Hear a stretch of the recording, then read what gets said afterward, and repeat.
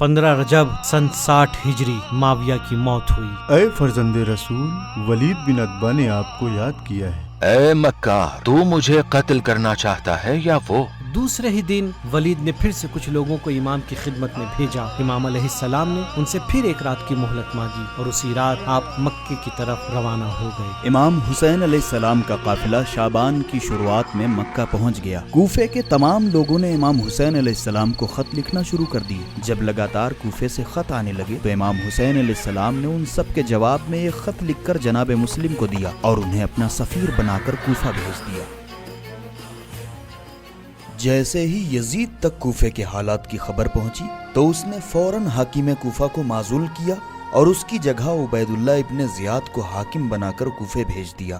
عبید اللہ ابن زیاد ایک بے رحم اور خونخوار شخص تھا جو مرجانہ نامی ایک بدکار عورت کا بیٹا تھا۔ عبید اللہ ابن زیاد اپنے کچھ ساتھیوں کے ساتھ چپکے سے کوفے میں داخل ہوا اور دارالخلافہ پہنچ کر حکومت کی باغ ڈور اپنے ہاتھ میں لے لی۔ حضور ذرا دھیان سے، لوگوں کو ہماری اصلیت پتہ نہ چلے۔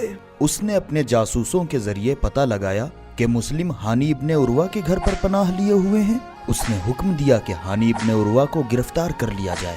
جب مسلم علیہ السلام نے یہ دیکھا تو عبید اللہ ابن زیاد سے جنگ کرنے کے لیے سامنے آ گئے۔ جن لوگوں نے میری بیعت کی ہے ان تک یہ خبر پہنچا دو کہ جنگ کے لیے تیار ہو جائیں۔ ہزاروں لوگ جنگ کے لیے جمع ہوئے۔ جناب مسلم نے مزہج، تمیم، اسد، مضر اور حمدان کے قبیلوں کے سرداروں کے لیے علم تیار کیے۔ بہت زبردست جنگ ہوئی اور ابن زیاد کے کچھ سپاہی مارے بھی گئے۔ ابن زیاد ڈر کے مارے اپنے محل میں چھپ گیا اور حکم دیا کہ محل کے دروازوں کو مضبوطی سے بند کر دیا جائے۔ دروازوں کو بند کر دو۔ ابن زیاد سوچ میں پڑ گیا کہ کیا کیا جائے۔ کوئی نہ کوئی راستہ تو نکالنا پڑے گا۔ کوفے کے بزرگ حضرات کہاں ہیں؟ یہی ہے حضور۔ آپ لوگ کوفے کے بزرگوں میں سے ہیں، جائیں اور لوگوں کو سمجھائیں کہ مسلم کا ساتھ نہ دیں۔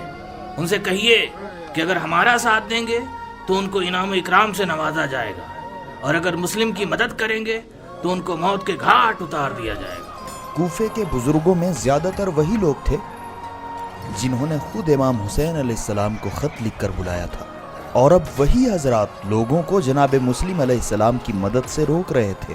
جلد ہی شام سے بہت بڑا لشکر آنے والا ہے، تم سب کے سب مارے جاؤ گے۔ آؤ ابن زیاد کا ساتھ دو، وہ مسلمانوں کے خلیفے کا گورنر ہے، جو بھی اس کی مدد کرے گا اس کی جان بچ جائے گی۔ اے کوفے کے لوگوں، اپنے اپنے گھروں کو لوٹ جاؤ اور فساد مت پھیلاؤ۔ او کوفے والو، اگر آج رات تم لوگ اپنے اپنے گھروں کو واپس نہیں گئے تو کوفے کے بیت المال کو تمہارے اوپر حرام کر دیا جائے گا اور تمہاری اولادیں بھوکی مریں گی۔ شام سے آنے والی فوج کے ڈر سے سب کے گھر والے آتے اور اپنے اپنے رشتہ داروں کو لے کر چلے جاتے، یہاں تک کہ غروب تک جناب مسلم علیہ السلام کے صرف 30 ساتھی باقی رہ گئے۔ بیٹا، کل شام سے فوج آ رہی ہے، تم کو اس لڑائی جھگڑے سے کیا مطلب؟ آؤ واپس چلو بیٹا، مسلم کی مدد کرنے والے بہت ہیں۔ جناب مسلم علیہ السلام انہی 30 ساتھیوں کے ساتھ مسجد گئے اور نماز مغرب ادا کی، مگر وہ لوگ بھی نماز کے درمیان ہی جناب مسلم علیہ السلام کو چھوڑ کر چلے گئے۔ جب جناب مسلم علیہ السلام نماز پڑھ کر مسجد سے باہر نکلے تو کوئی بھی آپ کے ساتھ موجود نہ تھا۔